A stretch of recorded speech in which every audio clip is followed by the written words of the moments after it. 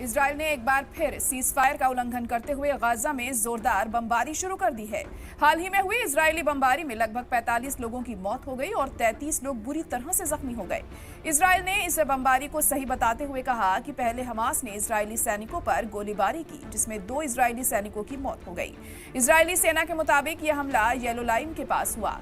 बता दें कि सीज फायर शर्तों के तहत इजरायली सेना गाजा सिटी से बाहर येलो लाइन के अंदर गई है।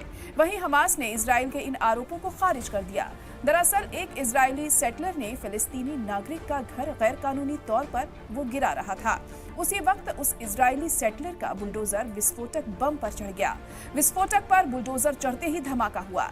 फिर इजराइल ने इस विस्फोटक को हमास का हमला करार देते हुए गाजा पर फिर से बमबारी शुरू कर दी।